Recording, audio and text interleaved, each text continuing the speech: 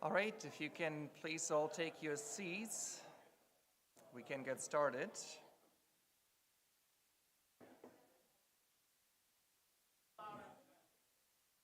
You can all have your seats, please.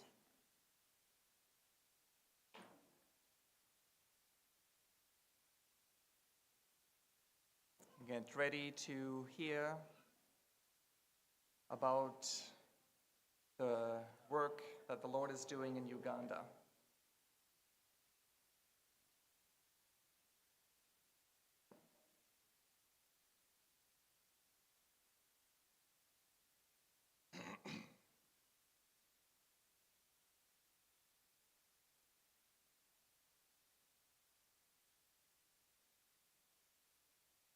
Thank you so much. It is, again, another day that the Lord has made.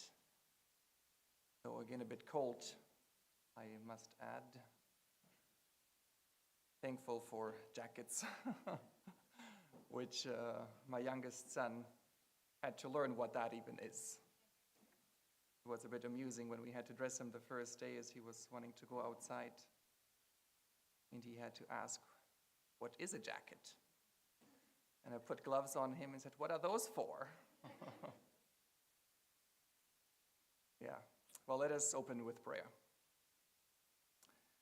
Heavenly Father, we are so grateful for the work that you are doing across the globe, for the work that you are doing in this church and also in Uganda. Lord, apart from you, things do not progress. We know that all things come from you. And as I will be sharing about the work that you've been doing using us in Uganda, we want to give you the glory. And Father, it is my prayer that all those that are listening today will be in awe of you alone. In Jesus' name I pray. Amen. So we can start showing the photos. We didn't choose to show very many photos, and I must confess that we are not very good at taking photos, which at times when I put the newsletter together makes it quite challenging. I have to keep reaching out to people, asking them, please do share what you have taken. But with that said, we still have more photos than we have here today. But at any rate, I think the information, the details are more important. And the photos are there to guide and maybe to give you also a little bit of a visual of how things are in Uganda. And throughout my presentation, please do keep in mind that we are serving in rural Uganda, which is quite different than any urban city in Uganda. It really feels like two different countries when we go into the city. So we started out with seeing the physical need in Uganda, and that's where our heart started to take root, where our heart received, where we received the desire to go and help out.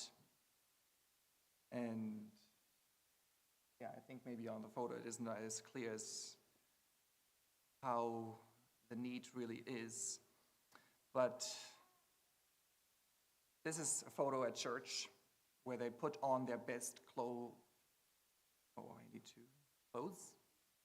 In Uganda we say clothes, so I've totally switched to that, clothes. And I've always found it difficult here, that word. But on a daily basis, when you will see children in the village, it will often be with torn clothes. Ripped, not in good condition. Same with their uniform. The school uniform will also not be in best condition. In government schools, the uniform will be given and only new will be, like it will only be replaced when it really is in bad condition. While private schools give you every new school year, which starts in February, they will give you a new set of uniform. So our main focus initially was to make education possible for more children, for them to be able to have a better future. And yeah, people that have never gone to school will not speak the English language, will only speak their local language, which also poses a challenge within Uganda itself, because there are multiple languages throughout the country. We are fortunate in the region that we are in, because that language is in a fairly big region. And it's very close to the two languages on the west side of it and on the east side of it. So as we learn that local language, we can be using it in more areas than in just a small region. However, English is still the one official language throughout the country. And as even locals move to a different region, they would either need to learn that local language, or if they have English, they are able to communicate there. So yeah, we thought that that would be one thing that we can look into, and that's what we have done. We have given currently 59 children the possibility to go to school. It is for parents there very challenging to send their children to school, especially if they have multiple. They might be able to afford to send one child to school, and that's often what they'll do, hoping that that one child will get that education, will get a job, and with that then be able to give money back to the family. That is the mindset that most people in the villages have. Of course, there are certain few families that are well off and that are able to afford to send all of their children. And with that also being said, it is of course very common, unlike Western countries, that families are a bit larger, that you have more than just 1, 2, or 3 children. And just maybe to give you an image or a better picture, to send one child to school would be on average half the income of the household. So just imagine that half your income would go to pay for school for one child. You will not consider to send 2, because that would be your full income and you would have nothing left for anything else. And again, just keep in mind that this is rural Uganda, in the villages. Yeah, and then we've also helped them out with food. Of course, not enough to support them each and every single day, but just to give them a little bit of a boost to make things more easier for them. Yeah, it's really less than once a month that we distribute food, and even then it is only, depending on the size of the family, enough for 1, 2, or 3 days. So we still expect them, each family that we do support, to fight for themselves, not to just depend on others. You can go to the next photo. This is a picture of a government school. So the difference really between government school and public school is quite big. And for 5 years, we've only been supporting children to go to government schools, and have this year finally made the change. And 12 children are going to a private school. In government schools, and this is really across the country, especially in rural areas, the classrooms are very much overfilled. We're speaking of more than 100 children per classroom for one teacher, enough desks for maybe 30 children, and they put 3 children onto one desk, pack the room as much as possible. I mean, the more children are signed up and registered for schooling, they will just put as many, even I think we have some over 200 in one classroom. So this specific school only has 7 classrooms. It's a primary school, which is from grade 1 to grade 7. And yeah, if more than 200 children are signed up to be in grade 1, then that's how full the classroom will be. So that alone already really gives us the information, logic information, that education will not be on a high level. You're trying to, as a teacher, educate such a large group where if one child is not following, not coming along, well, the teacher will obviously just keep going. And those who do homeschooling, you know that you are beside your child and you make sure that the child gets it before you move on. Well, not so much in such a big classroom.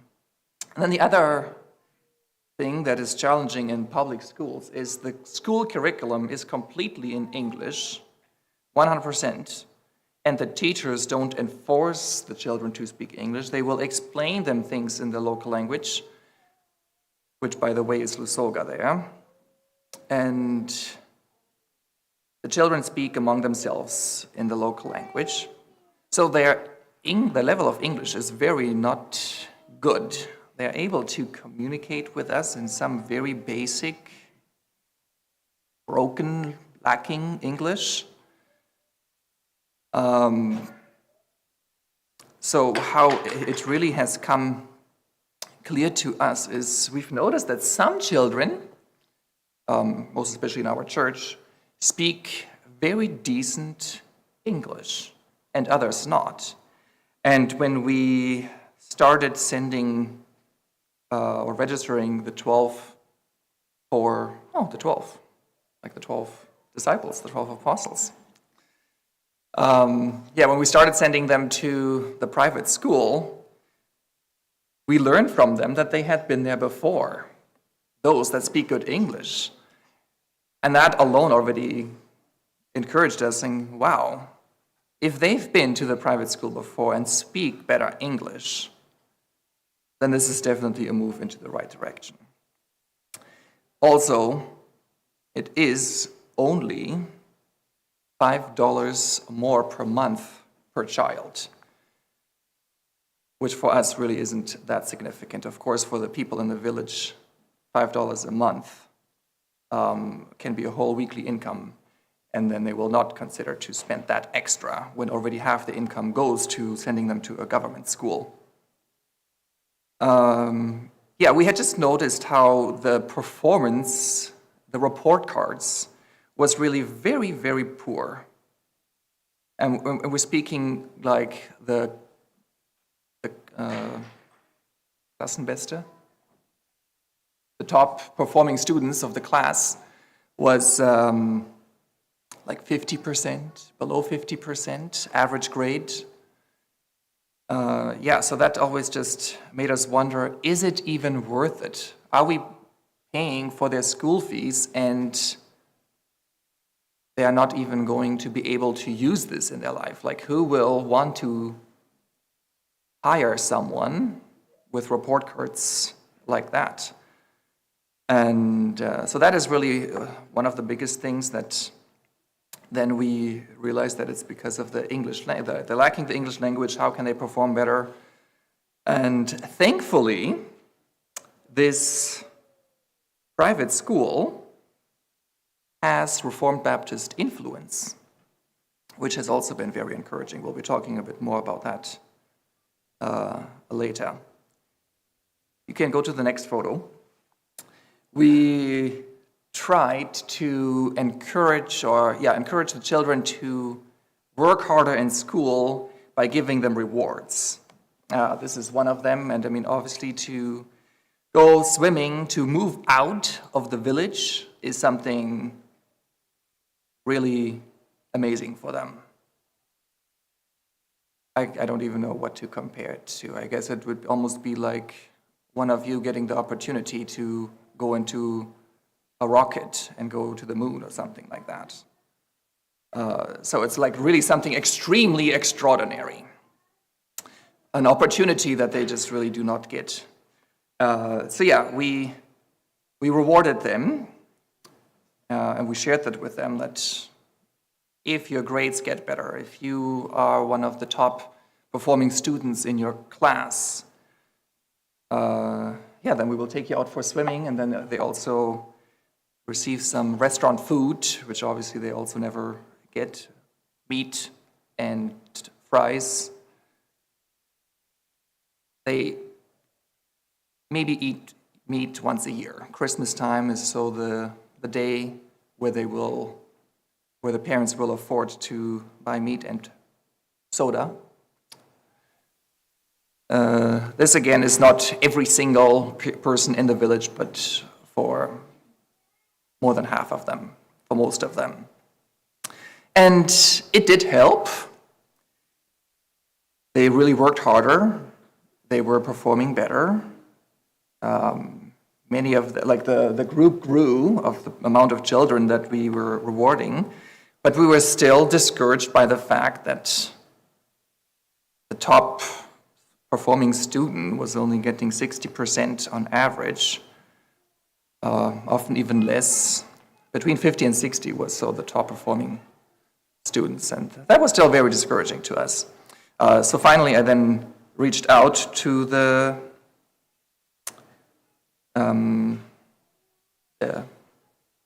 director, I guess, of the private school, and I just asked him, can you share with me, without names, just the top performing students of every grade? And to see that they are above 90% was really encouraging. And I thought, yeah, we would really rather send them to that school.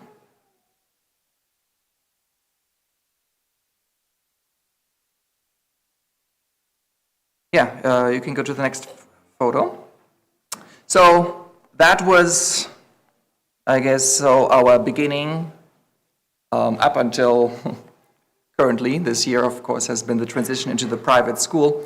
But we went in there with that being our main focus, and yet the Lord had other things in mind and used us in ways we had never anticipated and never expected. This here, this is still another photo of the reward when they go swimming. So yeah, there they eat chips and chicken. So this is our church there, Sunday service. Inside the building, we do have 70 chairs, and they are usually all taken, and we are up to 150 and sometimes even more people that attend on Sundays. And of course, many people have to sit outside, mostly sitting on the outside of the building. I think if you go to the next photo, you will see, not really. Oh yeah, you can see that there are some children that are sitting. It's a little bit of they call it a veranda. It's much less than a veranda, but a little bit of a concrete bench that is attached to the building.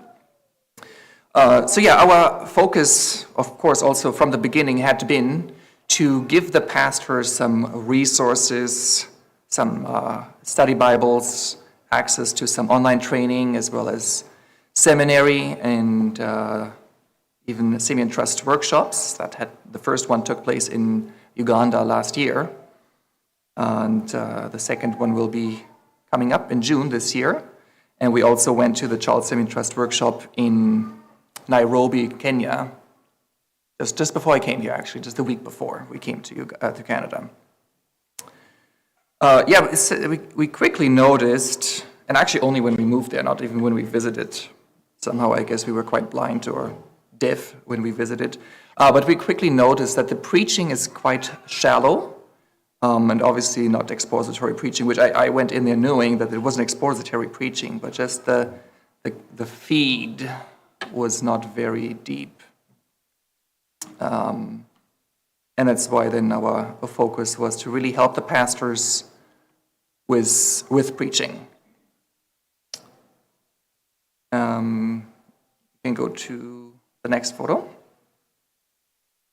Oh yeah, here's our church building actually from the outside. So you can see that veranda that goes all around the building, on which people will be sitting throughout the Sunday service. So in that building, every Wednesday, additional to Sundays, we meet. Though the attendance is quite low on Wednesdays, we, on average, to say we would have about 10 to 15 people. And what we had done before, currently we are going through the Baptist Confession of 1689, and before that was a book called God's Design for the Church, written by Conrad Mbewe, who is a pastor and professor in Zambia, Lusaka, Zambia. He's like the John MacArthur of Africa, and he's written many books. So we use that book just to see biblically how should a church be run. And the Lord really used that greatly to open the eyes of the pastor and for them to be willing to make changes and to implement changes into the church. The book is actually we still actively work through it, even though we finished going through it, but we continue, like Pastor David and I meet every Monday and we discuss things about the book. And we also want to go through it another time with the church and just then compare where the church was at, the changes that have come out of it, and the changes that still do need to be made. We then also had the passing of Barasa Wilberforce, which I think was also communicated to the church here. That then really changed our life in Uganda completely. Our focus was then, I was then asked to be the associate pastor, or at least to be an acting pastor to support Pastor David. So before it was Pastor David and Pastor Wilberforce pastoring the church, and I have since been heavily involved in leading the church. Surely something I never anticipated. I had already attended some semi-trust workshops here and had the desire to learn to preach, something that the Lord had put into my heart for, I'm sure, this very reason. I actually even started preaching before Pastor Wilberforce passed, but since his passing, it's been almost like 25 to 30 sermons a year, because we try to rotate, that I do every second Sunday and Pastor David the others, or rather vice versa, I guess. But when he is in seminary for 1 month at a time, for 3 months in the year, so 3 times 1 month, then it is only me preaching Sunday after Sunday. And of course, then there's times, for example, when we had visitors from Canada that I wouldn't preach multiple Sundays, so then he would preach more often. Currently, he's preaching every Sunday while I'm here. But overall, it pretty much evens out to the load being 50-50. Then you can slide to the next one. Then with Pastor David, we call them home visits, so it's the same as a pastoral visit, where we go to the member's home. I now say it a member, however, through the book that we went through, the God's Design for the Church. Pastor Wilberforce and Pastor David, already before his passing, had decided that there are no members at the moment in their church. They wanted to implement biblical church membership, and that's something that Pastor David and I have been now quite actively been working through. Our weekly meetings have been really focused on that. It's also been quite eye-opening that it is quite a big project. It's not just as simple as just implementing it. And Lord willing, we will be bringing that to it's already been communicated to the church, but we want to bring the teaching to the church starting in June, and then implement church membership, biblical church membership in July. How it had been up to that point was that people just announced themselves to be a member. Literally, they would just stand up at the end of the service and say, I am now a member of this church, which just really referred to, I intend to attend here regularly.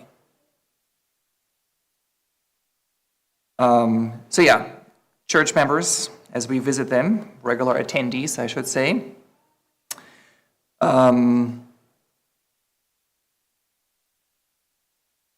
This is a photo here where this is their hospitality. They provide food for us each and every time. Having mentioned already that soda is really only something that they have on Christmas Day, I'm amazed that they still bring us that regularly when I don't really need soda, but every time, not often, maybe here not. Here I guess we were served water, pancakes, and bananas. You can even slide to the next photo. But often we do receive soda, and it really just blows my mind how they are so willing to sacrifice that much money. I know it sounds not like much to us, but for them it really is. It's more than a daily income, the amount of food that they give us, that they provide. On the photo here is just the home visit. Only one of them is really a regular attendee in our church, the one on the left. The other ones were her daughters that joined in. And so we just asked them questions of how they are doing spiritually, if they're learning things on Sunday. And we specifically even asked for last Sunday, what did you get out of the sermon? We'll just also ask them whether they have any questions in the Bible that they've maybe come across and have never been getting an answer to those. So really similarly to, I think, the pastoral visits that Pastor Schetter does, maybe not the identical questions, but mostly focused on the life with Christ that you have. How is that going? Of course, we also check with their physical needs, if there's anything, though of course there's always. However, not always will they just see their own need, which of course is a good thing too. They will just be content with what they have and really sometimes just say, we have everything that we need and we don't really need anything physical. Which also really tells us about their mindset of how content one can be. It has really opened our eyes that we need not as much as we think we need and can be content. On the next photo, actually, you will see that they served us some soda. Water in a bottle, as well as tea. You can see the 3 drinks beside each other there. It's just really the heart that they have to, that double honor to the leadership of the church. Which, in my mind, again and again, I am just always encouraged of how sacrificial they host us. You can move on to the next photo. The Lord has also put into our schedule something that we never anticipated. This here is it's in a school for nursing and midwifery. So a secondary, oh no, is it secondary? Would it be secondary? After high school, post-secondary? Yeah. And how this all came about was I was at a Simeon Trust workshop in Kampala, Uganda. And in my small group was a gentleman from Living Word Uganda, which is a ministry that focuses also on teaching pastors to preach the word. We've even, before connecting with this brother, we've been buying some books from them, from Living Word Uganda. And he had connections with a student from this group in that photo here. He then reached out to me after this workshop, the Charles Simeon Trust workshop, and he asked me, how far from Uganda are you? Is there any opportunity or possibility that you would consider ministering in that school? Well, I said it is about an hour away from us, which turns out, because of the time of day that we go back, we get there in 1 hour, but going back home takes 2 hours because of the busy roads, the much traffic. So it is a sacrifice for us too to go there, but we have started to go there every week for Bible study, which again it's a great opportunity that the Lord has placed into our hands. So yeah, we go there on a weekly basis every Friday. Because we are currently preaching through the book of Matthew, we said that we will be doing Bible study on the book of Matthew. We started with the genealogy in Matthew chapter 1, and that took us actually 3 whole weeks, 3 whole Fridays, because we took a closer look into each and every character of the genealogy and talked about them, of what is mentioned in the Old Testament about them, and how really none of them are such great examples, such perfect Christians or followers of God. So that really, that alone really sets the stage for the book of Matthew, and also was very eye-opening for the people there. It is an Anglican group, which also we only found out when we visited there the first time. But yeah, it's really been very good. We've been very positively received, and our prayer is that God will really do a work in the heart of these people, of the students, that they can then bring back into their home villages. The Lord is definitely doing some great work in Uganda, and talking just alone about Uganda, which is actually one of the nearest city to where we serve. And we've already been asked 3 times whether there is a church in Uganda that we would recommend. And there isn't one that we know of. And we've really also been talking with multiple other brothers and sisters in Christ that we trust, and no one knows of a church there. So I'll pass on that prayer request for God to really plant more churches throughout Uganda, faithful, sound churches. You can go to the next photo. This is our dear pastor, Uganda David. Uganda is, by the way, the Luganda word for brother. So he is our brother David. Yeah, he's the pastor of the church.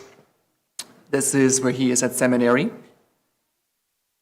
As already mentioned, he goes to seminary for 3 months in a year, 1 month at a time, which really takes him away from his family, from the church completely. The schedule is quite packed at the seminary from 7 a.m. to 7 p.m. They're quite busy with, of course, some breaks in between. And then after 7, he often has to work on different assignments. So during that 1 month period, it's not even possible for him to come for one visit to his home. He did that, I think, the first term that he went, which is also the easiest because everything is just introduced and so much less assignments. Yeah, but after that he said it's just not feasible. So it is hard on the family when he is at the seminary. However, we are thankful